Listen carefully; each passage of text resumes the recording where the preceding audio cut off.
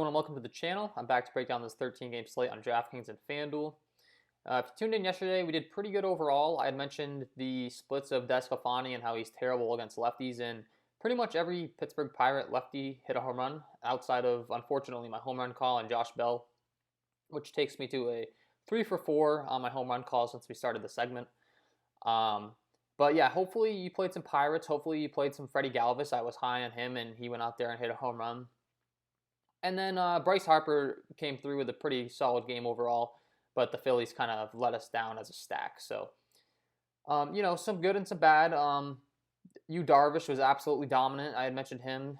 Hopefully, he played him. And then Glasnow struggled. Glasnow is, more of an elite pitcher, but he went out there and he had his struggles against Boston. So, some good and some bad.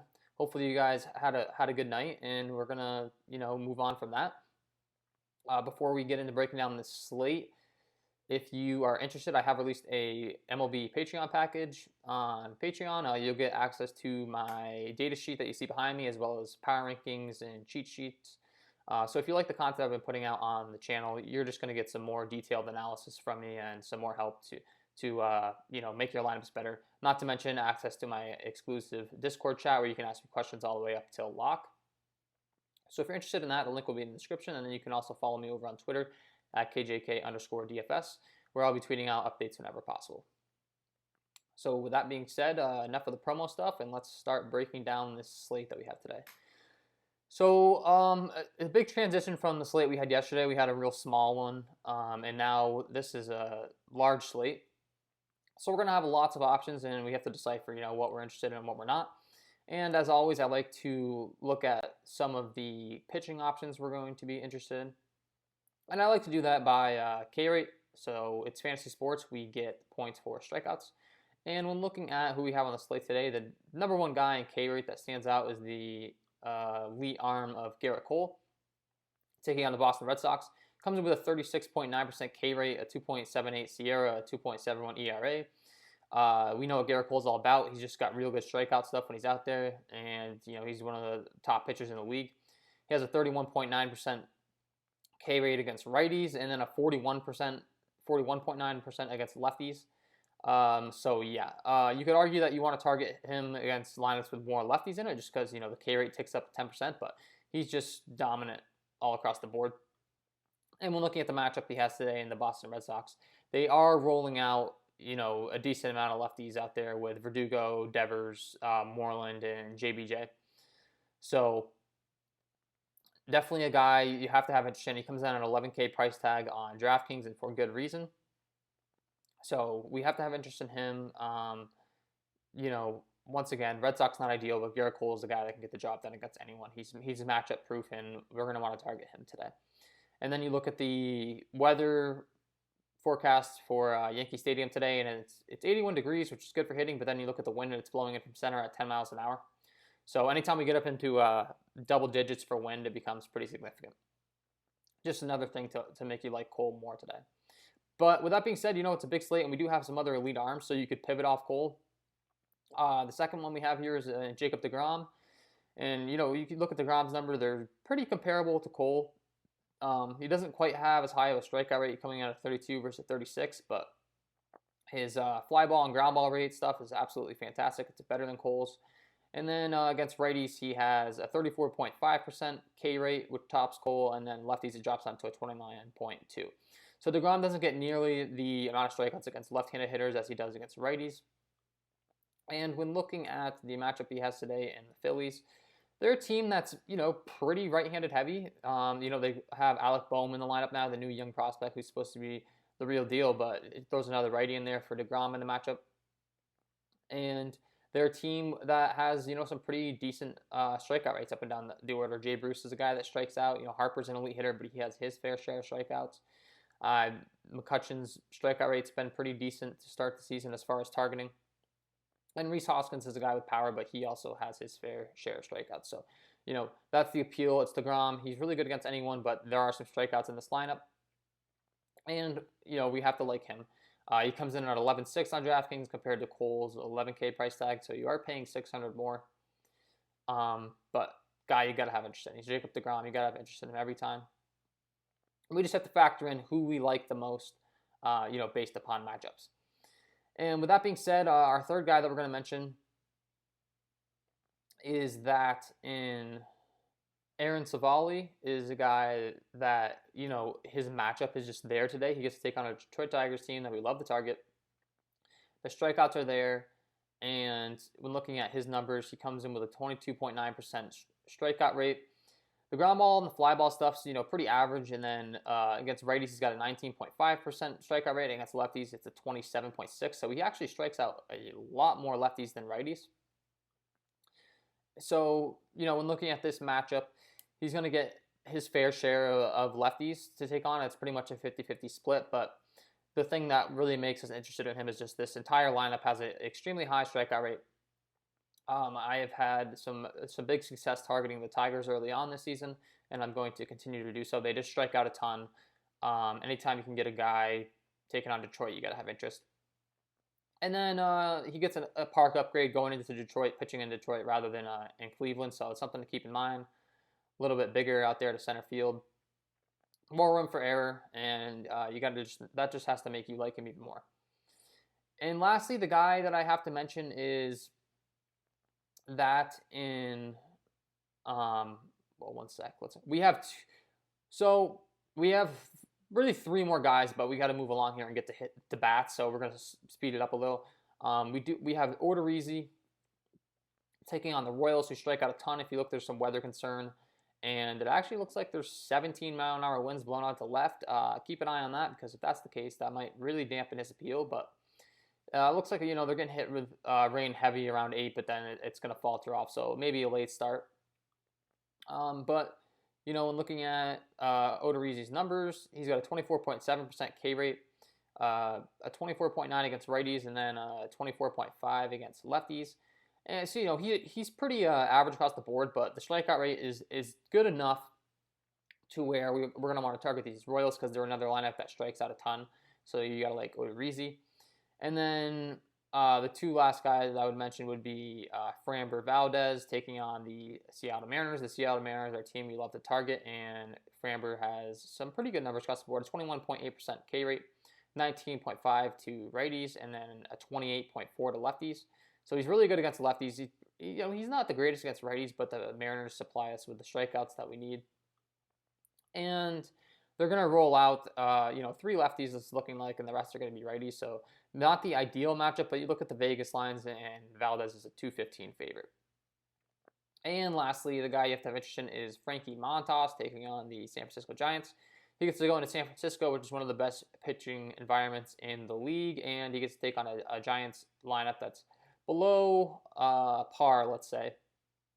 Not the greatest lineup, and I have to like targeting Frankie. He comes in at an 8.4 price tag on DraftKings. And when you look at Frankie's numbers, same kind of deal as Valdez. It's more of the matchup. He's got a 20.9% K rate. It's not bad, but it's not elite. And then righties, 21.2, and lefties, it ticks up to a 22.5. So, that's just a breakdown of some pitchers that I have interest in today. Those are my top options real quick. And with that being said, let's go ahead and start breaking down some pitchers that we're going to want to target, meaning pitchers that we're going to, want to play some bats against. And when looking at the guys we're going to want to target today, the first one that's going to stand out is that in Mr. Kyle Wright taking on the Miami Marlins. Kyle Wright has a 5.87 SIERA in his young career. He has not looked good. He's got a 7.41 ERA. His walk rate is really bad. He has walk issues. And then if you look at the splits against righties, he's below average. And against lefties, he's very bad. He allows a 6.29 slugging and a 4.46 WOBA. Really bad stuff there. And he's taking on the Miami Marlins, which isn't exactly the most threatening lineup. And they only come in with a 4.25 implied run total. But with those splits and those numbers, I have to mention, he's just the top guy to target, especially with left-handed bats. So guys you could target from this lineup would, be VR, Dickerson, Matt Joyce, and then Magneria Sierra. My favorite options definitely being in the middle of that order, Dickerson and Joyce. I could see just going with a 2-man stack. I'm not stacking this Marlins team completely, but just throwing in Dickerson and Joyce and liking those two guys. So he's the first spot I have to mention. And then moving further along, the next guy we're going to want to target is that in Kikuchi taking on the Houston Astros. Kikuchi was a guy, that the Mariners invested in very heavily with a big contract. He came over to the U.S. and he has not been doing the greatest. He's got a 367 WOBA against righties and a 526 slugging against righties. That's not going to get the job done. And then against lefties, he's been respectable. So it's really just he gets crushed by right-handed hitters. And when looking at the Astros lineup, they have some guys that mash some left-handed pitching. So we're going to want to have interest in these righties that mash lefties. So Springer, Altuve, Bregman, Gurriel, Correa, and Maldonado, all have interest in. And then Miles Straw has a lot of speed at the bottom of the lineup. So he doesn't exactly have the power that these other guys display, but being that Kikuchi struggles against right-handed hitters, he can get on base, and he's got the speed to get you some stolen base upside. So, my favorite options are definitely at the top of this order: Springer, Altuve, Bregman. That's a power stack right there. And then you have Gurriel, Correa, and Maldonado you can throw in. As other guys that crush lefties, and then Straw is more of a salary relief option. But if you need some salary relief, I like him because he blends in well with the stack, and he does have those wheels to, get you some extra fantasy points if he gets on base. The next option that we have to mention is the most obvious option, and that's because we have a Coors Field slate today. For those of you that are new to the channel or, maybe have forgotten, Coors Field is the best hitting environment in baseball. I put an emphasis on this every single time I break down a Coors game because it is very important. You will see guys with inflated price tags on DraftKings and FanDuel, and for a good reason. It's because when you go to Colorado and you play baseball, the ball flies. The ballpark that just flies out of there. So we do have a pretty decent pitcher in Lance Lynn taking the bump today, but if you look at the Colorado Rockies line, they still have a 5.97 implied run total. So Vegas is telling us that they don't care if Lynn's on the bump. There's going to be a lot of runs scored in this one. But with that being said, we do have to break down these pitchers, and this Castellani kid is someone we don't really have any data on. I actually went ahead and I removed his data from my spreadsheet because it was skewing the numbers. Because if you look, you can see he's only got a 4 innings pitch sample size. So as far as the color coding and stuff, any of my Patreon members that are using the sheet, I don't want it to be misleading. So if a guy has such as Spencer Howard, he only has a 4 innings pitch sample size. So I went ahead and removed his data. But so with that being said, we don't have a lot of numbers on the kid, but we can just go ahead and like this spot, mainly because it's in Coors. And then second of all, we don't have a lot of numbers on him, so we can rely on Vegas, doing the homework for us a little bit. I'll definitely dive into him more later on in the day before lock and see what he's all about as far as his minor league numbers and stuff. And I can get that information out to, my Patreon members in the Discord chat. But not to ramble, we want to target these Rangers bats, and we want to target these Rangers bats with power. So my favorite options would be Willie Calhoun, Joey Gallo, Rougned Odor, and then Shin-Soo Choo at the top, and then Nick Solak. So, I mean, that's a little broad, but my favorite option is, and I like Andrews as a shortstop. So we're looking in the 1 through 6 range, but I don't really like Todd Frazier as much against right-handed pitchers. I really target, the Todd Father, as they call him, against left-handed pitchers only. He's a guy that mashes lefties, but against right-handed pitching, I don't prefer to target him. He is in Coors Field, so you can go ahead and play him, but he comes in at a $5K price tag. And yeah, I think that's a little much to pay for Todd without having the lefty on the mound, but just some food for thought there. And then Elvis Andrew fills up the shortstop position for you, and you can throw Chirinos in at the catcher position on DraftKings to fill in that catcher position and complete your stack. So you got to have interest in these Rangers. And then the Colorado side, both of these teams have not the greatest bullpens, so I think that factors into why Vegas is telling us they're going to score 5.97 runs today. And so that being said, I think it's more one-offs for me from Colorado. I don't know. It's tough because when you look at the rest of the slate, I don't want to contradict myself, but we do have to weigh all these things. when you look at the rest of the slate, there's really not many other options that appeal the same way as this Coors game does. But with that being said, we play daily fantasy sports, and there are price tags attached to these guys. So I think you have to have interest in Coors. I don't want to say you don't, but looking at DraftKings, Charlie Blackmon, Nolan Arenado, and Trevor Story all come in above 6K. Those are hefty price tags. And I'm not saying they're not worth it, but they have to really perform for you. And if they don't, you might find yourself in some trouble. So just keep that in mind. If you can fit them in and you can go with cheaper pitching, that's great. But we do have some elite pitching today.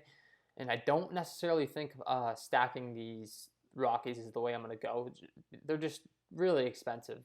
I can definitely see myself, when I'm digging into pitch data and stuff, picking out my favorites and playing them. But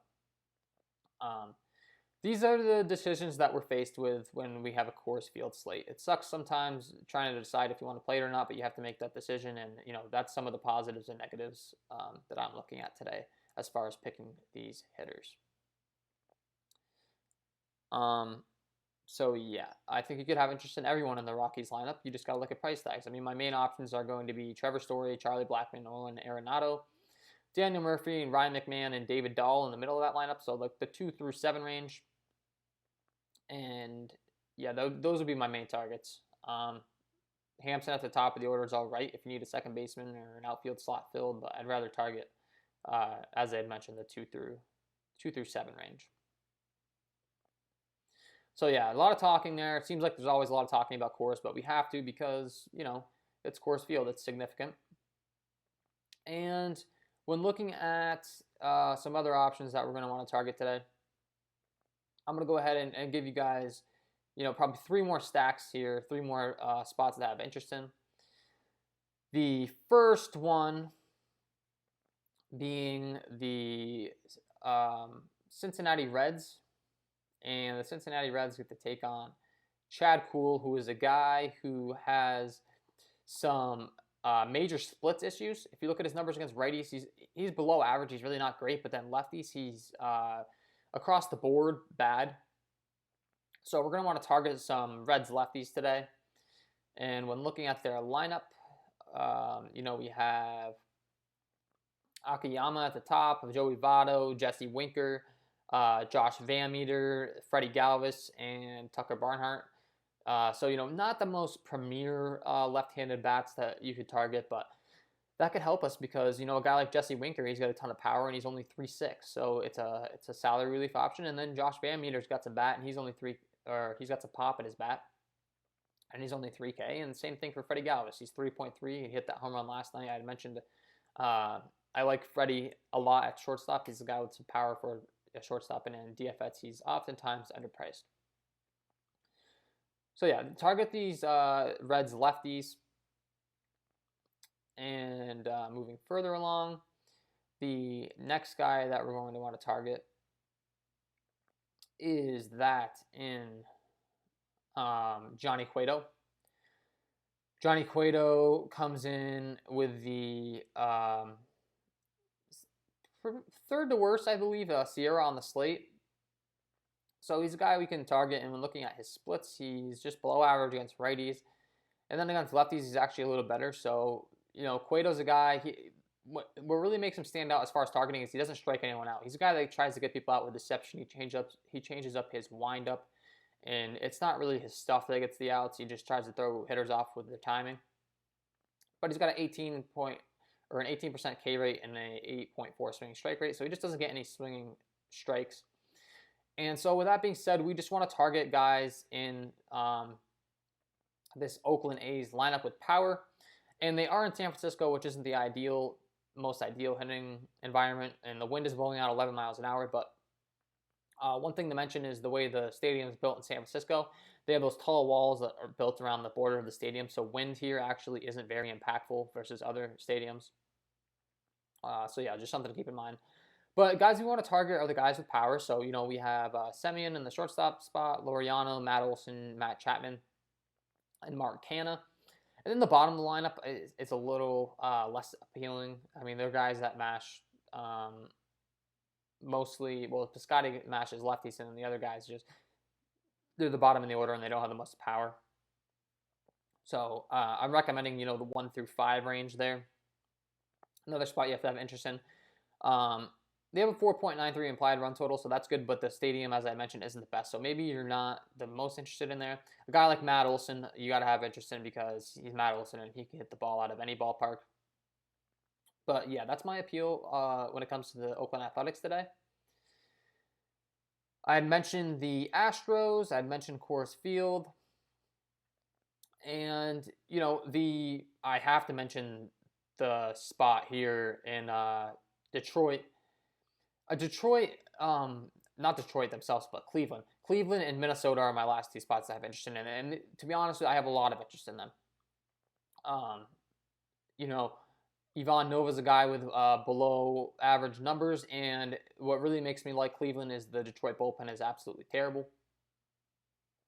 Against righties, Nova's pretty respectable. Then against lefties, he's bad. He's just a lot of orange, a lot of below averageness going on there.